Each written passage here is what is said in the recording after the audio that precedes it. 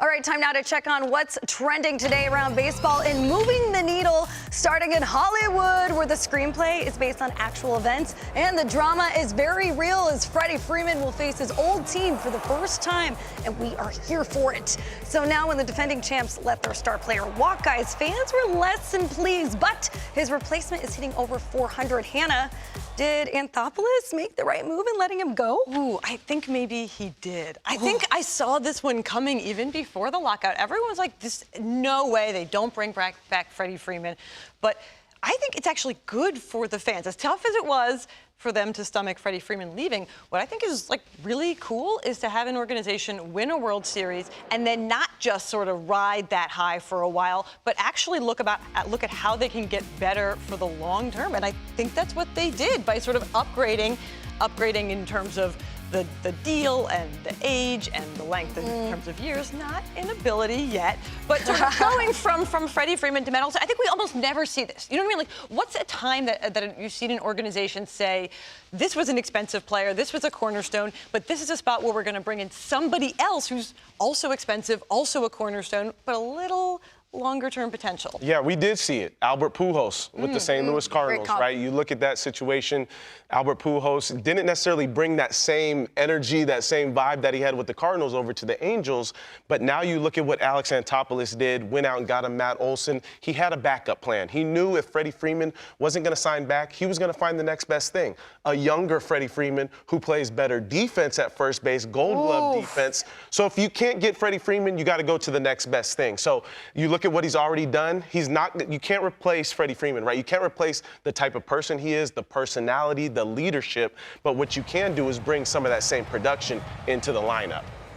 I don't know. I mean, it's cool that they got the next best option, right, in this free agency. Like, they were able to go get Matt Olson, but this is not going to feel great when the Dodgers are standing in your way. When the Braves are in a series with the Dodgers in October and Freddie is the one ending them, it's going to hurt all over again for those Braves fans. Are those predictions we hear? That was a good prediction. We might be fiery, getting those spicy. predictions I love later. it. Are those, well, that's a great point, but I look at the Braves had to find a way to get better too. So I love what they did. Mentioning the Dodgers, they went and got Kenley Jansen, so they take one of the Dodgers too.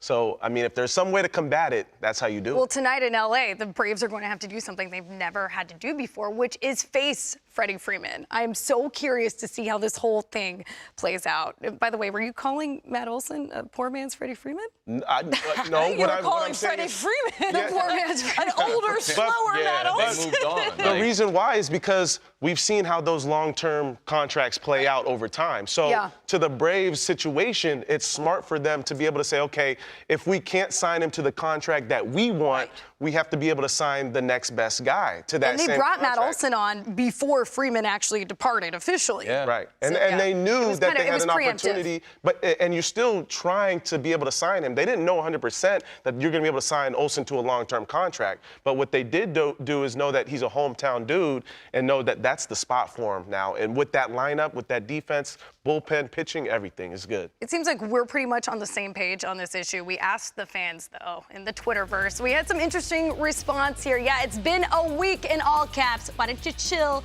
That said, both players work for both teams. LA can leverage their money to get as near as possible as guaranteed All-Star, and ATL, well, they get a great long-term start. You're right. I could see how it's win-win. There's another one here. Freeman in the Dodgers lineup is going to rack up some huge numbers. LOL, there will be people on base like 80% of his at-bats this season. You're right. You have production in the lineup, and that is an all-star lineup. Olson, because he's younger, like you guys were saying, plus he had insane stats, even though he played 81 games in a tough ballpark for hitters like Oakland. All very valid points. Really good points. Like, the fans know what they're talking about. They do. This is amazing. We have a very educated fan base. At least some of them. Those three. Yes. Yeah, that's what happens when you have someone sort through the Twitter Yeah, we replies filtered. and pulls them out. We filter through Whoever there. had to do that, appreciate you.